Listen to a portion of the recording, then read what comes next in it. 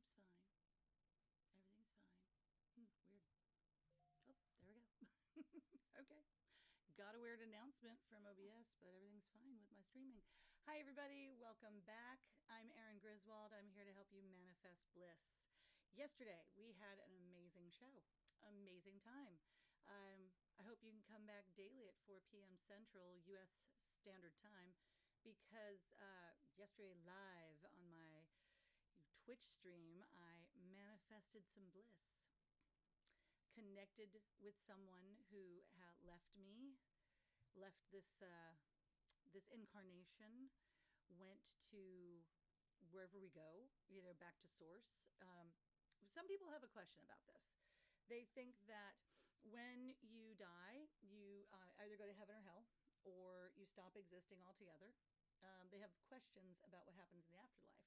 And they're really concerned about, okay, so if you die and someone has a personality in this lifetime, how do you recognize them in after death? If we all go back to source.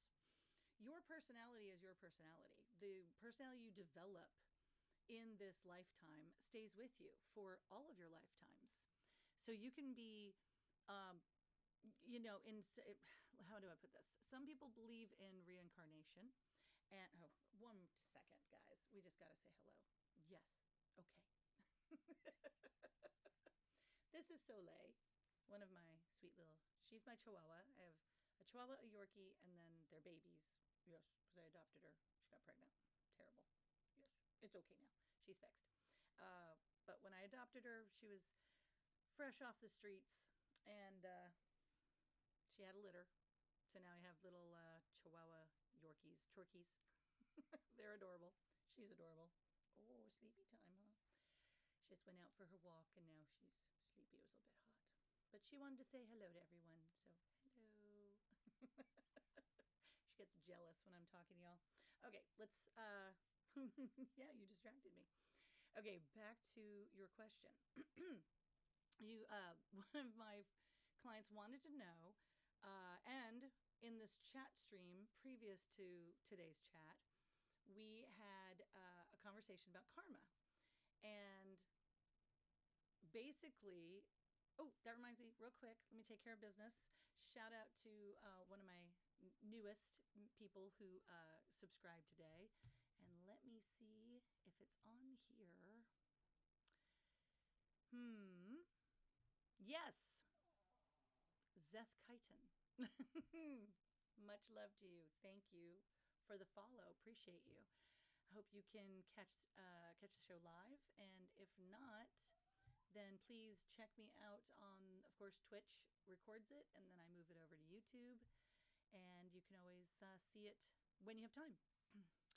So now I can answer the question. I'm fully phased in. I'm locked in. Okay, so the question was, if you have multiple lives, and even before you go into another life, if you're in this life and then you transition out of this life, how do you know who you still are? And how do you interact with loved ones? How do people know who you are? So you have an energy signature. You have a conscience that is completely yours, and you have a personality that's completely yours. And you've been building on this entity, this identity, this ego, this personality, this persona for your entire lifetime and all the lifetimes that have come before. So this isn't, some of you new souls, you sweet new souls, it is your first rodeo. And most of us have been around the block a few times and had a few trips around the sun and a few lives. So this is training ground and a playground and a sandbox. And if you are into gaming, you know all the different possibilities of games. So you know what is possible in the gaming world. It's all about our imagination. There's no difference between what we dream and what we're looking at in a movie, what we're looking at in a game, and this reality. It operates the same way. The only thing I think is different is that you can't have your basic in a game you respawn, right? Or you can have some really funny physics that are pretty hilarious, and make some games more fun because of the way the physics are engineered. You can manipulate certain things in this plane of existence, and manifestation is one of those ways of manipulating your reality to make it more enjoyable, to have more fun, because we're here to have fun and love one another and help one another. And when we are mean to one another and mean to ourselves, it kind of slows down the creative process, so we don't do as many fun things. We don't get to have as much fun if we're not cooperating, if we're not coordinating and cooperating. If we're fighting and we're constantly judging, then we're not going to have any fun. So one of the main lessons in transurfing and the teachings of Abraham, it's very basic, and it just says, don't judge anyone or anything. No judgment. Now, that is not the same as use your best judgment interpreting your instincts, that if you sense danger, you need to recognize danger. That actually comes from your instincts. That's actually source telling you this other person does not have your best interest in mind. This other person is not balanced today. They're out of balance, and their intention is to hurt you. Their intention is to harm you. So stay away from them. That's instinct. So you don't have to say, oh, I'm not allowed to judge people at all ever, even when it comes to my well-being. No, that's not what I'm saying at all. You definitely need to judge people based on if they're safe or not. And that is what your judgment is for. That's what your survival instincts are for. And that's what your connection to source is for. When people act on that little voice, that they have that little feeling. I just had a feeling something was off. My little voice told me to run. My little voice told me to do something. My little voice said, don't stop here. Go over here instead. That's exactly what you should be doing. And you don't have to just save it for those dangerous occasions. If you get in touch with source at all times, your whole life will be guided. And it's a lot easier to operate from your intention if you're guided by a universal GPS system. And that takes getting in touch with a good, blissful place inside of you. And the longer you sustain that feeling, the more guidance you get. And it's in small things and big things and everything in between. I just had some mega insights today. They're coming in fast and furious.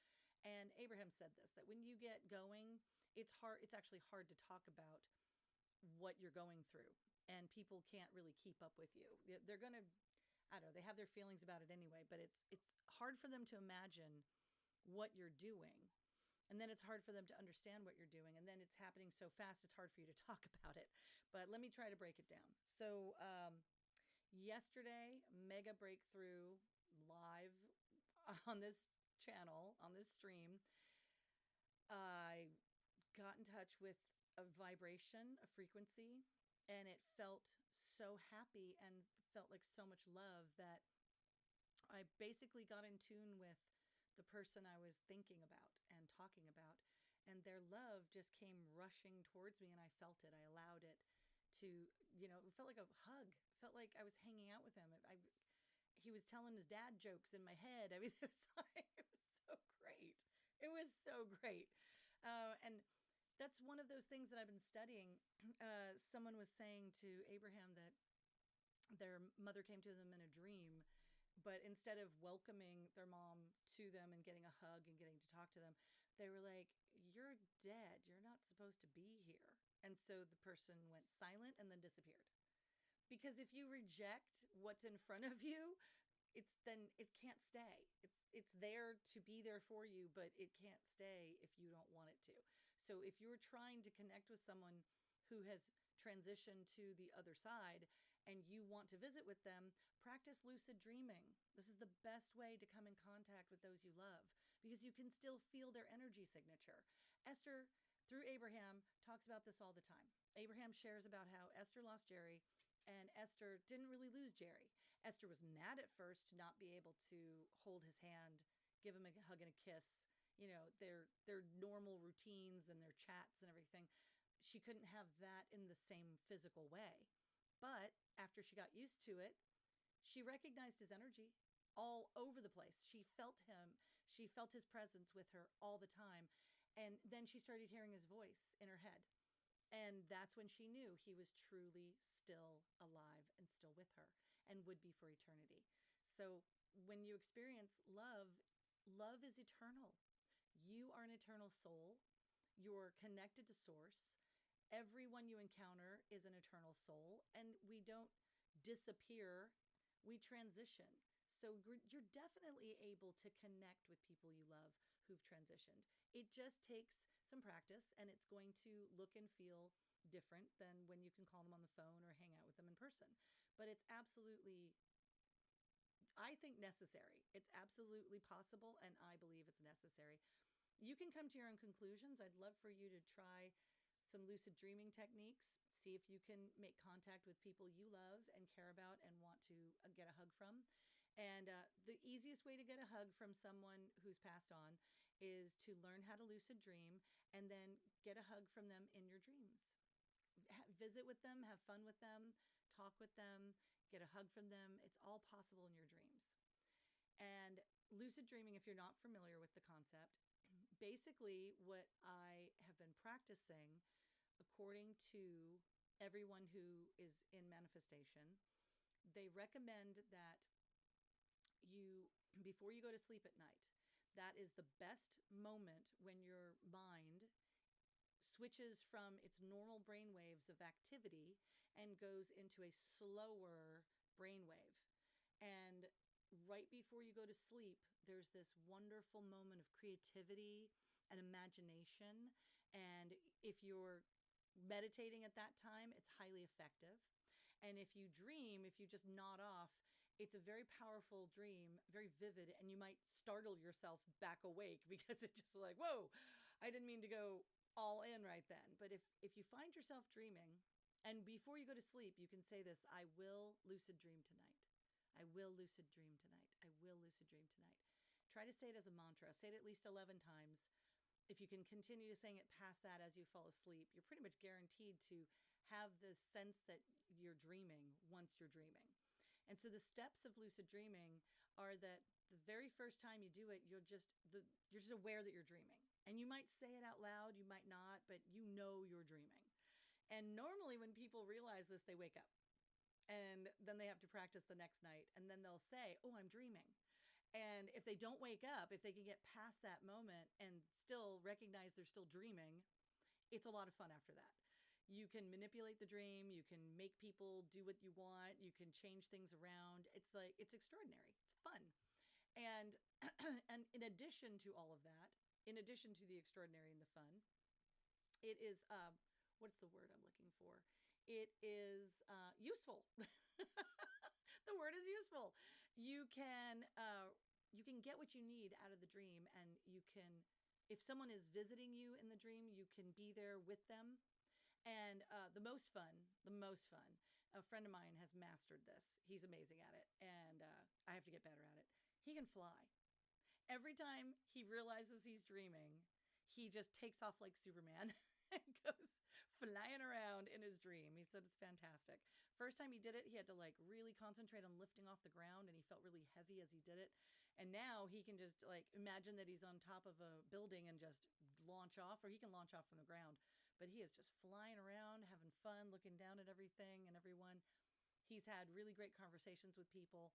He's changed the person's personality that was being mean to him in a dream. And he's like, I don't like your personality. Now you're going to be nice to me. And boom, they were nice to him. So this is a sandbox, a playground. It's a rehearsal for how you can learn to manifest in your everyday life. And if you're able to believe that you can, and witness that you are able to manipulate things and have an influence on them and change things in your dreams, then it gives you more confidence to think that, yeah, this world is malleable and it's changeable. I can do this. I can have an influence, a positive influence on the outcomes of my life. I can get get together with people who are more in alignment with me. I can put an intention out to the universe that people are always helpful. They're always friendly and helpful. And then suddenly you'll notice that everyone in your life is helpful and friendly. It really does make a difference. It really does work. So if you are frustrated at all, if you want to change the way you feel, the best way to start is through meditation. I'm going to say this probably daily. Meditation is the number one place to change the way you feel. It's the best place to start. If you're in a really bad mood and you really are not getting anywhere with meditation and you're too aggravated or tired or frustrated or angry, take a nap. Take a nap, take a nap, take a nap, or go to bed early. The best thing you can do is fall asleep if you can't change your mood, because you're going to do more damage to your future if in your present you're angry. And that brings me to my point that today, Jerry of Esther and Jerry of Abraham, Jerry Hicks, he spoke about the moment that things really clicked for him. He suffered a series of losses and ended up with practically nothing except what he owned. It was just loss of job, loss of personal things, loss of relationships. And he said it was absolutely freeing, that there was a sense of freedom at the end of that experience that, for whatever reason, woke him up to a universal love, a connection to all of mankind. And he was suddenly able to what he later called manifest. But at the time, he just said that really great opportunities started to show up in his life out of thin air. There's people wanted to work with him. They wanted to give him business opportunities, creative opportunities, friendship opportunities. So many great things happened for him when he opened up to love, to just loving people. He stopped judging them and he started accepting them completely as is, with absolutely no judgment, just whatever was face value, it was there, it was there. And allowing people to be who they are freed him to be who he is. And then he was able to experience love, and everything just clicked. Everything flowed. He said for 2 solid years, he was in this euphoric state of bliss and total love for humanity, all of humanity. And everything was near perfect for him. It was revolutionary, and revelatory. So by the time Esther starts channeling Abraham, he's got a whole new view on life. And apparently Esther had a really great view on life as well. She's human and she gets frustrated, but she was really open to the experience and didn't judge what was happening during her meditations. She allowed. So as Abraham comes through and starts to speak and says things like, if you resist, you're creating resistance. If you judge, you're creating resistance. If you allow, you're allowing manifestation. You're allowing the universe to work through you. It starts to make sense. And Transurfing, same thing, says don't judge this, don't, be detached. And Buddhism says this. A lot of religions say don't get too attached to a person, place, or thing. That's when your emotions get hurt because your ego gets involved. So just detach in a healthy way. Again, people will ask me questions that are totally valid. What if there's an emergency situation and I need to get involved and save someone's life? You do it. That's an exception. This isn't a rule. It's just helpful. It's helpful information to not take gossip seriously, to not take an insult personally, to not get mad in traffic. Let them in. Who cares? They cut you off. Who cares? You don't own the road. It's a public road. There's a thing called right of way. And I had an officer who I was friends with because he was our school security person when I was teaching. And he and I used to have these really great discussions about different traffic laws and different ways Houston's crazy. And the traffic here is crazy. And he would just say that, okay, so in a scenario, I'm driving and somebody cuts me off. Then he goes, well, that's your lane. You own that lane. They own their lane. You own your lane. You don't own the whole road. You just own your lane. Now, if you are trying to get into their lane, you're the guest. You got to wait for the host to let you in. And not all people are good hosts and hostesses. So some are not going to let you in. Don't take it personally. Don't get mad. Don't honk your horn. Just leave your blinker on. Be patient. And then wait, because the 50 cars behind you will do the honking for you. They will definitely get you in because they want to get by you, and they're going to get frustrated, and they'll call attention to the situation. You don't have to. You stay nice, you stay calm, you stay polite, you'll get in. I have used that trick millions of times since he told me that when I'm trying to cut into a lane in traffic, the other drivers who are already in that lane, they already own that lane, and I'm a guest in that lane. Transurfing says I am a guest among other people on this planet. I am my own soul with my own personality, my own likes and dislikes, my own little pocket of reality, my own little way that I am, right? But I don't own the universe. That is what Source owns. That is Source's playground. Source is everything. I'm just a guest here. I'm a guest on Earth. I'm a guest in the universe. I'm a guest in this level of consciousness. If I want to interact with other souls and play and collaborate and be creative and have fun and manifest together, then I need to behave like a good guest should. I teach English.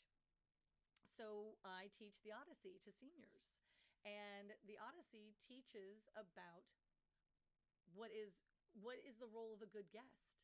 They teach zinnia, which is a form of hospitality that was ritualized. It was a part of their religion. They believed that any human being could be a god or goddess in disguise. And therefore, you must treat strangers with the utmost respect, because you never know when one of them is a god or goddess and they could bless you or curse you.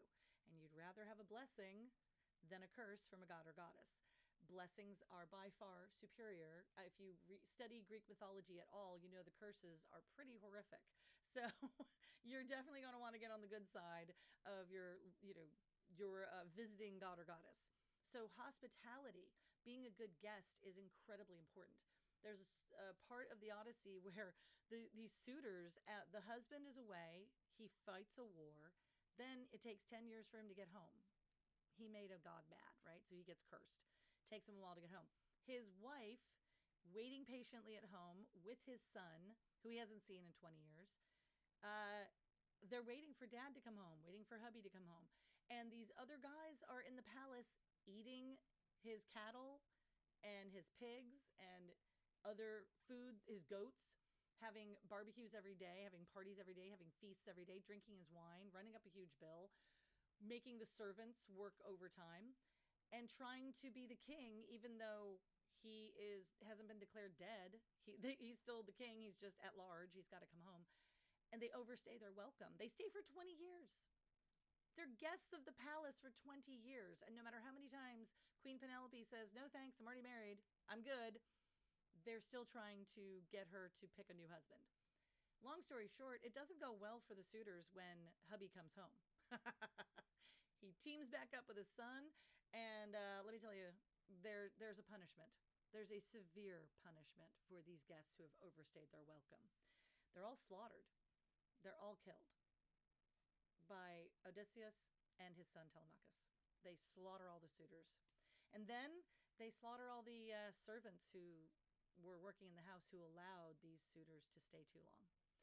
I'm not sure the depth of my knowledge. I don't know if that was just an honor killing for the household or because they were disloyal and you couldn't trust them.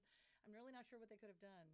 That part I'm still curious about. I need to do a deeper dive into why the servants had to die. I mean, I understand loyalty, and if you can't trust your help, they're in your home. I get it. I just wonder why he couldn't just fire them, why he had to kill them. So I'm going to ask a deeper expert in that world, because I really love Greek mythology. I love really old writing, and I teach it a lot.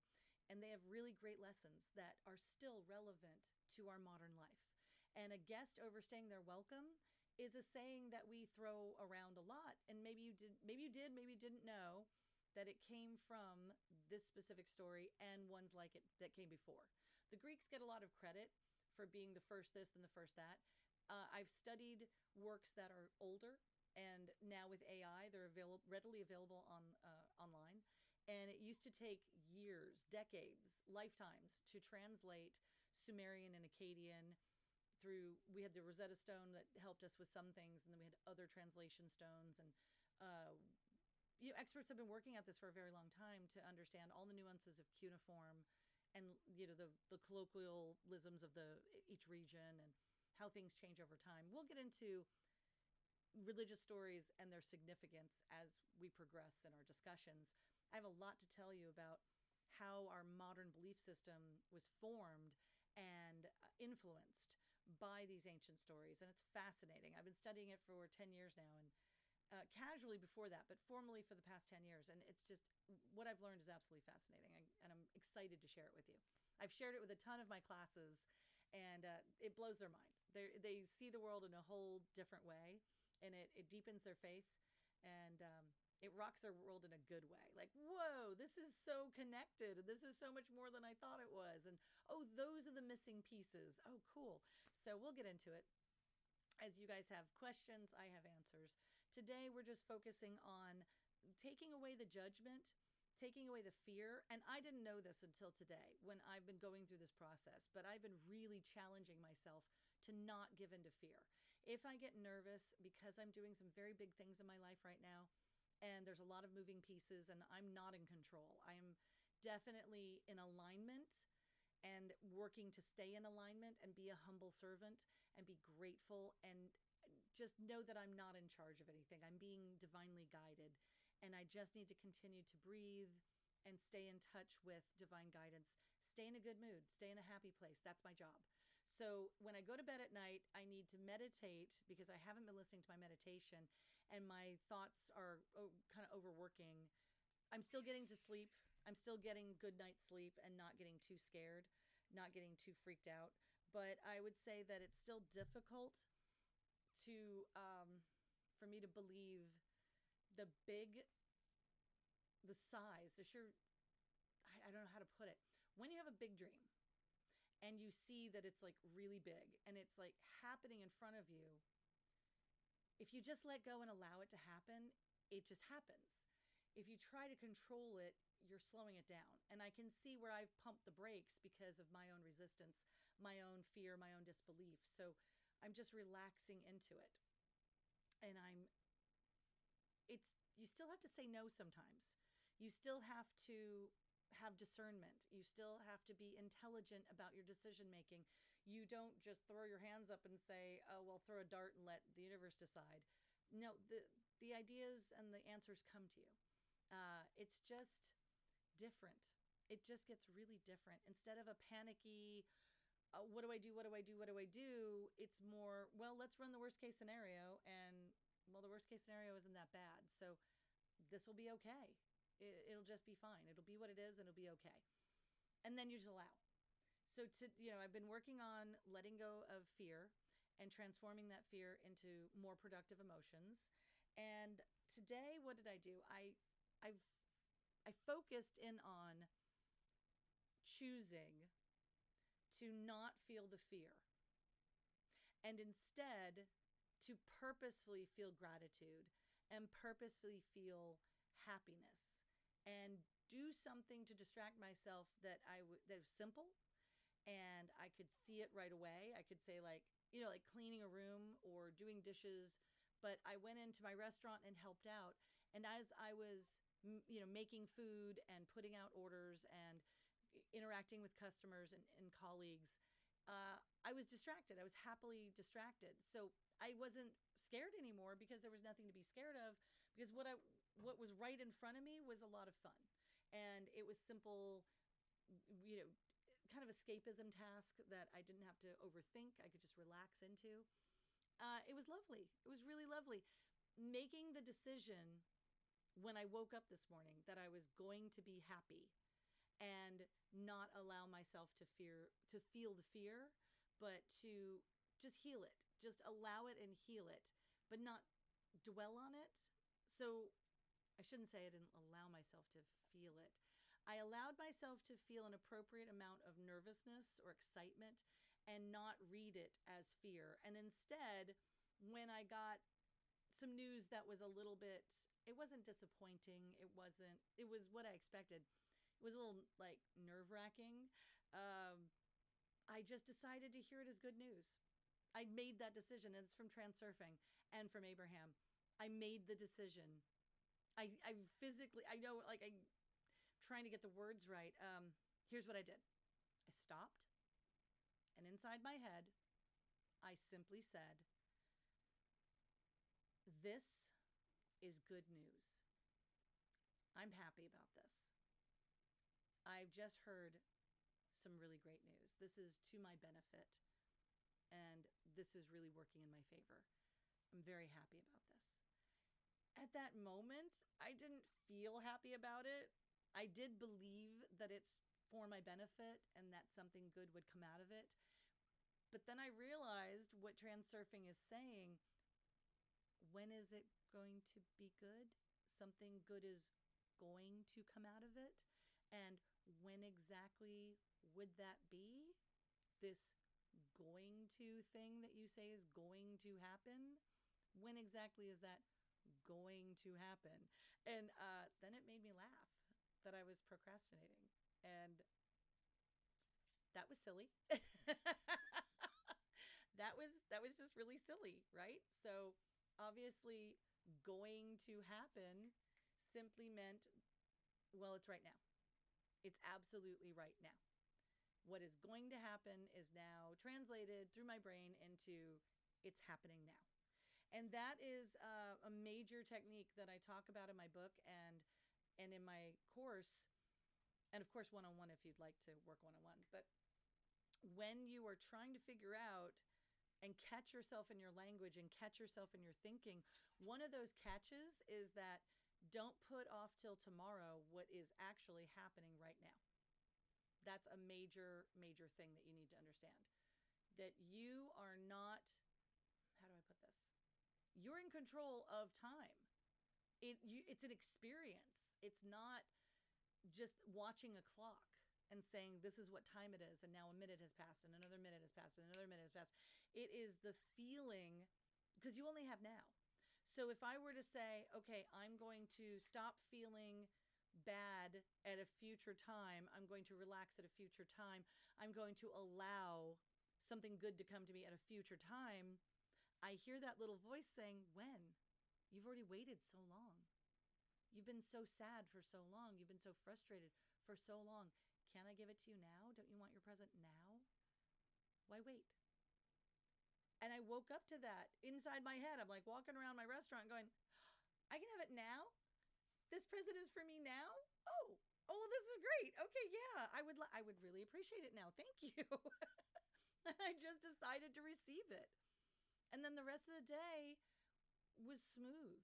It was great. It still is. It's going the way it's supposed to be going because I'm getting out of the way. I'm not worrying and I'm not controlling. I'm not insisting on it being my way. I'm just like, okay, we're just going to do what is necessary and everything is good.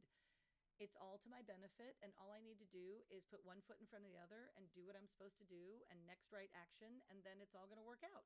Yay.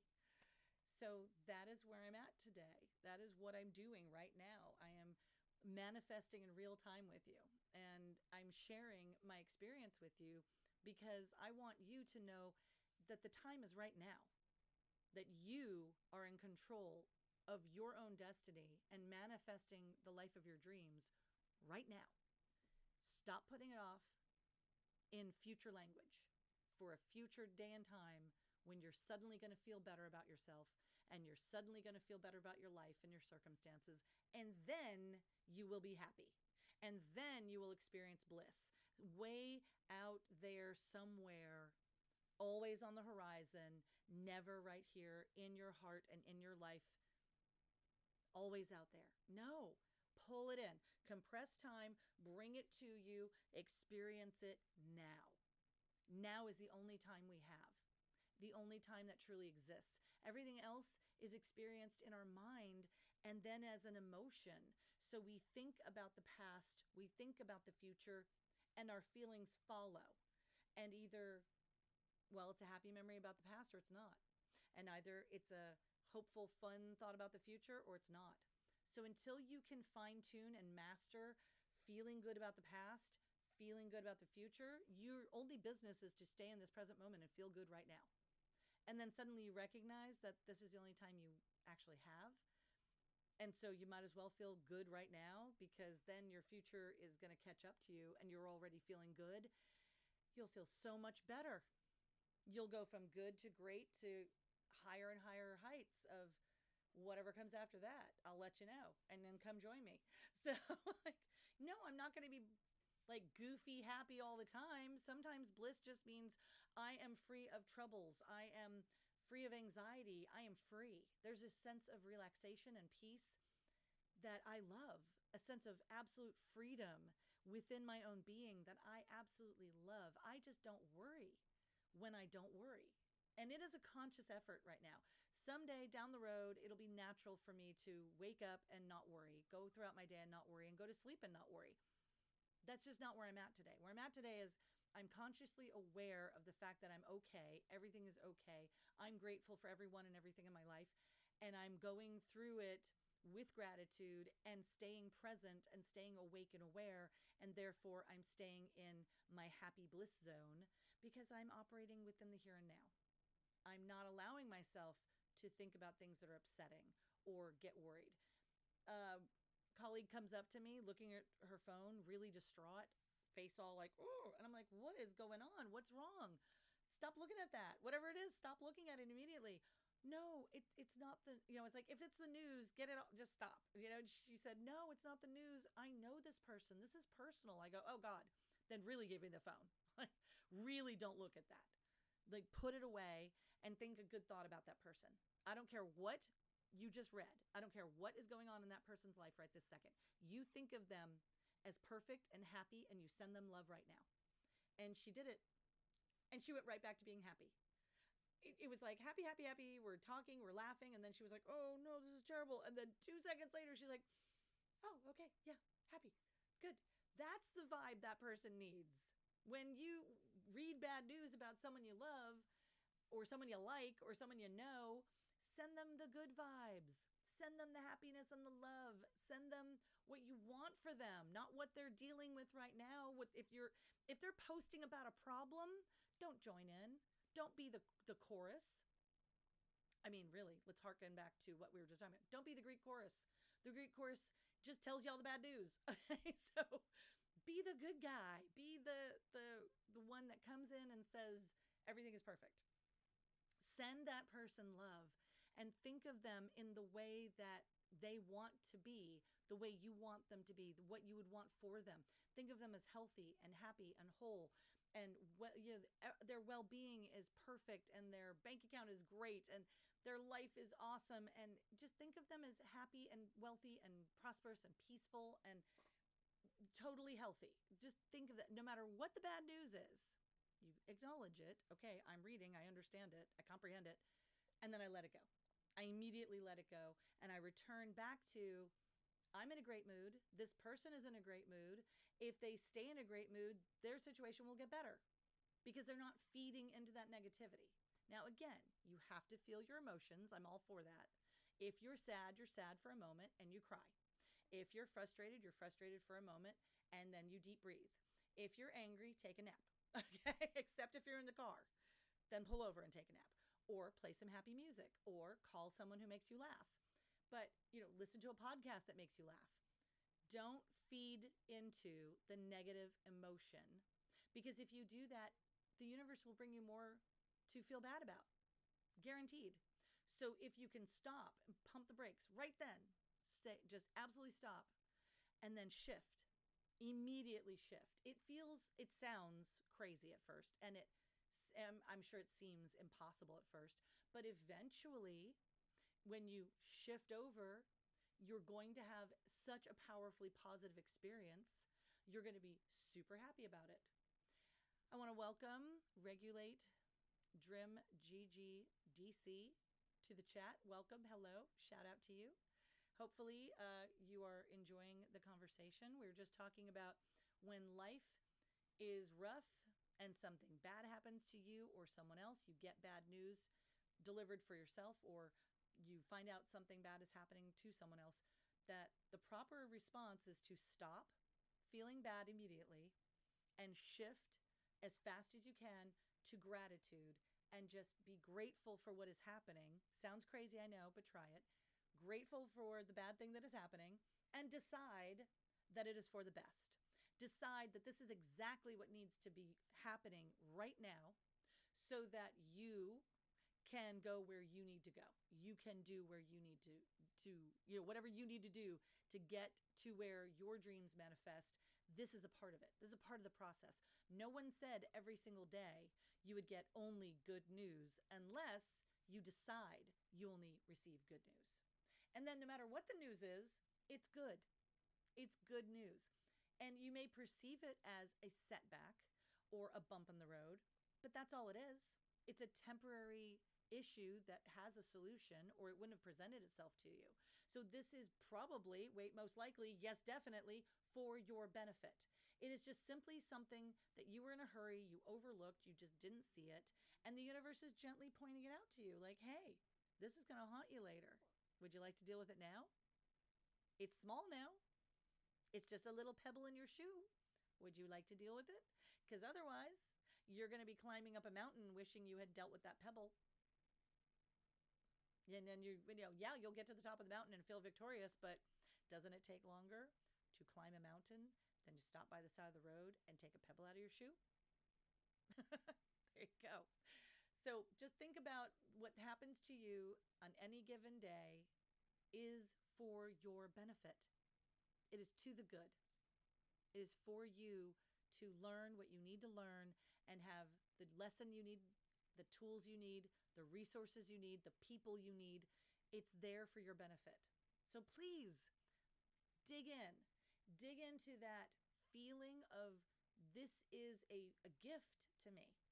And then what lies on the other side of that, after you truly accept whatever's going on as a gift, if you can let go of judgment, if you can listen without judgment in that moment, and you can feel your feelings and breathe through without judgment and allow the gifts the universe has for you to come to you, you'll be amazed. You will be amazed at how good you feel, how a sense of relief washes over you, how just amazingly beautiful that moment can be. And it's just for you. It is between you and Source. And once you come into alignment through love and gratitude, and you take all those blocks away, you're filled with the light of the universe and the love of the universe. And that is the best feeling in the universe. So just remember that it's there waiting for you. And if you've put up a lot of blocks between you and the universe, then you too have some work to do. Well, you have some work to do. Universe is always just sending love to you. If you've put up some blocks, maybe it's time to take those blocks down and allow the universe to love you. And it's scary at first. It's weird. It's weird to be loved on a big level. It's weird to be successful. It's weird to have really big things happen. And then you're like, how the heck did I get here? This is awesome. What did I do to deserve this? Well, you were born. That's it. That's all you had to do. You just be here in this plane of existence and get out of your own way and allow us to play. Allow love to be sent to you by other human beings and by Source. And let Source arrange the play dates. That's Source's job. Okay, you just show up for your day and do the best you can and stay in a good mood, stay in a positive point of view, and know that everything is happening for your benefit and to the good, and it's all going to work out. Just know that. So that's what takes time. That is what's taken me 3 years, 10 years of formal study, 3 years of intensive practice, and the last year really kicking my butt into a new gear of, okay, you know enough now. You've meditated, you've practiced, now put it into actual practical, every day, doing it every minute of every day. That's the hard part. That's where people say, this doesn't work and I don't want to do it. That's what you're saying. If you're saying manifestation doesn't work in your life, it's because you don't want to do the work. You don't want to let go of control. You don't want to allow. You don't want to let go of judgment. And that's okay. That is totally okay. Just understand that you can't manifest until you are in a neutral, non-judgmental, detached, peaceful state of mind.